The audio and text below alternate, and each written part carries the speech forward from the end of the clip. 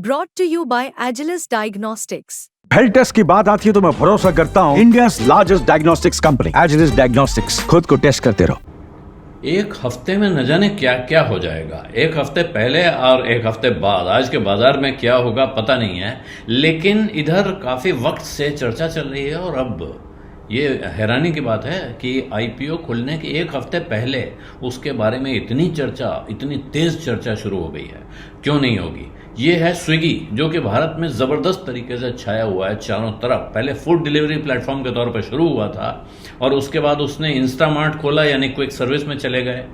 उसके बाद उनका स्विगी जीनी आया, जो यहाँ से वहाँ सामान पहुँचाने का काम करता है। फिर एक स्विगी मिनी है, जो कुछ खास चीज़ें, आपकी खास पसंद की स्पेशल चीज़ें आप तक ला के पहुँचाता है। तो धंधा फैलाते जा रहे हैं। जाहिर है पैसा चाहिए, लेकिन क्या पैसा कमा रहे हैं? जब से काम शुरू किया अभी तक पैसा गंवा ही गंवा रहे हैं, लगातार गंवा रहे हैं। इस बार का घाटा कम हुआ है, पिछली बार के मुकाबले लगभग आधा है, लेकिन आमदनी बढ़ रही है। इसके बावजूद घाटा अभी खत्म होने का नाम नहीं ले रहा है। और अब आ रहा है उसका आईपीओ, जो 6 तारीख को खुलेगा। 11,000 करोड़ रुपए का आईपीओ है। भारत के सबसे बड़े आईपीओज में से एक ये होने जा रहा है, स्विगी का आईपीओ। और प्राइस बैंड इसका 371 से 390 रुपए पर शेयर पे सेट किया गया है। करना क्या है इनको कि ये अपनी सब्सिडरीज की ग्रोथ में पैसा लगाना चाहते हैं, कर्जे का मैनेजमेंट करने में, जाहिर है यानी कर्जा या ब्याज चुकाने में इस्तेमाल करना चाहते हैं, और साथ में टेक्नोलॉजी इन्वेस्टमेंट्स पर पैसा लगाना चाहते हैं। जहां इनको 2,350 करोड़ के आसपास का नुकसान हुआ है। वो दूसरी तरफ अगर आप देखें तो बाजार में इस बात को लेके उत्साह दिख रहा है कि 371 से 390 के बीच में स्विगी का आईपीओ आने जा रहा है। ये भाव अच्छा दिख रहा है, लेकिन ग्रे मार्केट में इसको लेकर जो उत्साह था वो फिजल आउट होता हुआ दिख रहा है। अभी दिन बाकी हैं, तो ऐसे में फिजल आउट होना कोई अच्छी खबर नहीं है।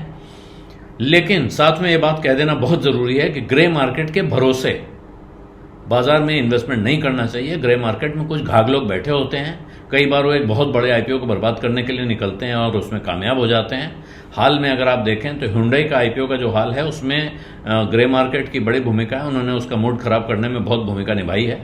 तो ऐसे में, और वो ग्रे मार्केट है, वहाँ कोई किसी को जवाबदेह नहीं है। वहाँ किसी ने लेन देन किया नहीं किया हमें पता नहीं है। उसके बारे में छन छन के खबरें आती हैं। सरकार उसको रेगुलेट नहीं कर रही है, रोक भी नहीं पा रही है, अलग बात है। लेकिन ग्रे मार्केट के भरोसे क्या बाजार में पैसा लगाना चाहिए, ये बड़ा एक गंभीर सवाल है। और स्विगी के इस आईपीओ का एक बड़ा हिस्सा तो जो पुराने इन्वेस्टर्स हैं, जो जाहिर है न्यू टेक्नोलॉजी कंपनी में ज़्यादातर ऐसा होता है।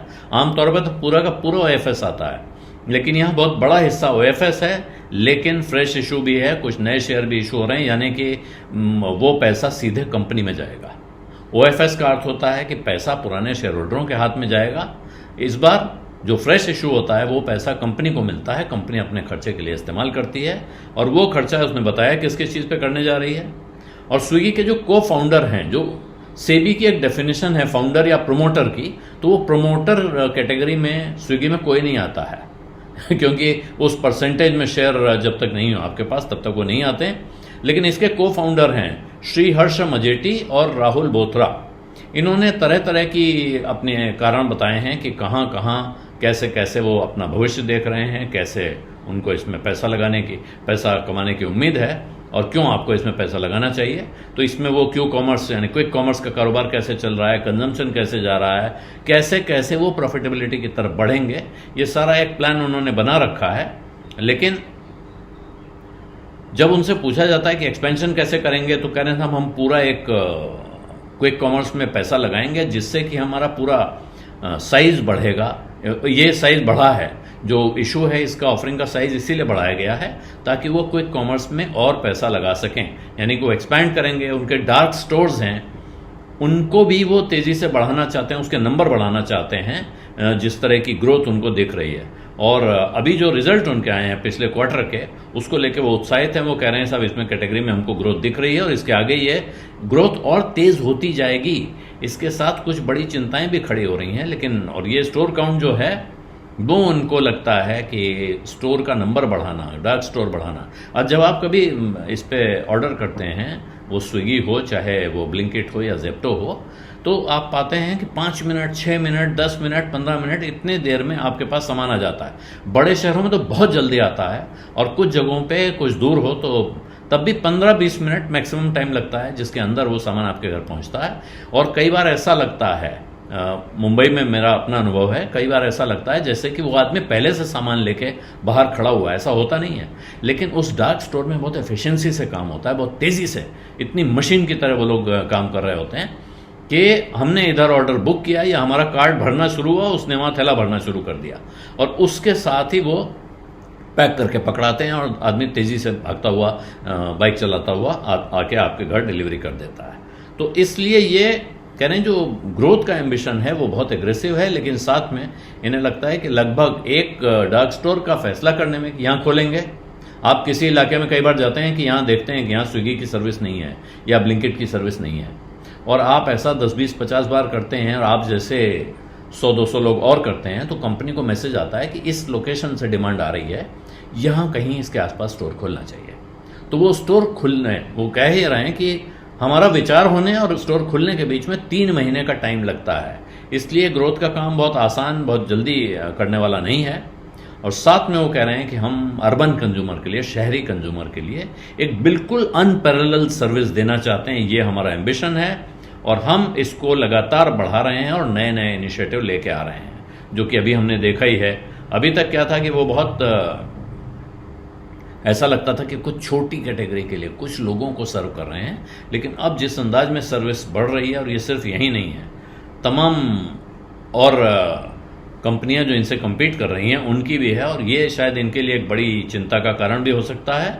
और एक दूसरा चिंता का कारण ये हो रहा है, जो ग्रे मार्केट की तरफ अगर आप देखें, बाजार में इस वक्त बहुत लोग इस दुविधा में हैं कि स्विगी के IPO में पैसा लगाएं, पता नहीं इसमें अलॉटमेंट मिलेगा या नहीं मिलेगा, या बिल्कुल सामने रेडीमेड रखा है जोमेटो का शेयर सस्ते में मिलता हुआ दिख रहा है, सीधे उस पर पैसा लगा दें, जितना लगाएंगे उतना मिल जाएगा, जो खरीदना है सामने है, ट्रांसपेरेंट डील है, लॉटरी लगानी नहीं है।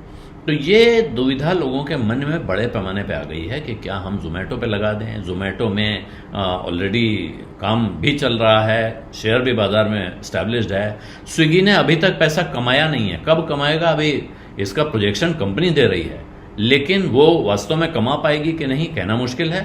सामने एक तो जोमेटो की कंपनी है ब्लिंकिट, जो अब जोमेटो का सिस्टर कंसर्न है, तो ब्लिंकिट उसको मुकाबला दे ही रहा था। जेप्टो आ गया है। इस तरह की और छोटी छोटी कुछ कंपनियां हैं जिनके नाम हम लोगों को भी नहीं पता है, लेकिन वो अपने अपने इलाके में ऑपरेट कर रही हैं, उनसे मुकाबला करना है। फिर अभी जियो मार्ट, जो जियो का रिटेल है, और साथ में आदित्य बिरला ग्रुप का रिटेल भी दोबारा एक्टिव होता दिख रहा है। और टाटा ट्रेंड कितने दिनों तक अपने स्टार बाजार को या जूडियो को इस तरह से रखेगा कि वो ऑनलाइन प्रेजेंस इस तरह इतने धमाके के साथ नहीं बढ़ाएगा, कहना बहुत मुश्किल है। तो एक समस्या, यहाँ बड़ी समस्या ये है कि कंपटीशन का सीन बहुत अनसर्टेन है, इसलिए इस पूरे कारोबार पर एक तरह का सवाल है। और अब एक और सवाल उठता जा रहा है, जो सामाजिक सवाल है, कि बहुत सारे छोटे दुकानदार इनके चक्कर में बेरोजगार होते जा रहे हैं या उनको दुकानें बंद करने की नौबत आ रही है। हालांकि इसका एक फ्लिप साइड भी है, बहुत बड़ी संख्या में टू व्हीलर के साथ जो लोग दौड़ते हुए आपको सड़कों पे दिख रहे हैं, उनके लिए रोजगार का एक नया ये रास्ता खुला हुआ है। बहुत बड़ी संख्या में थोड़ा पढ़े लिखे लोग, कम पढ़े लिखे लोग इस काम में लगे हुए हैं और वो बहुत आसानी से रोजी रोटी कमा रहे हैं।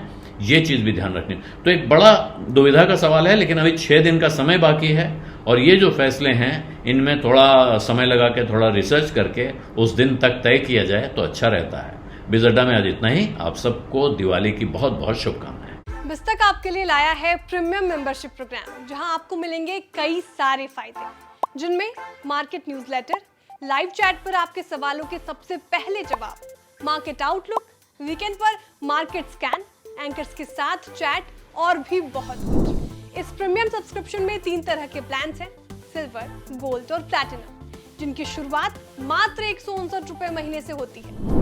इससे जुड़ना भी बेहद आसान है। बिज़ के YouTube चैनल पर जाएं, ज्वाइन बटन पर क्लिक करें और अपना प्लान सिलेक्ट करें। बस बन गए आप हमारे प्रीमियम मेंबर।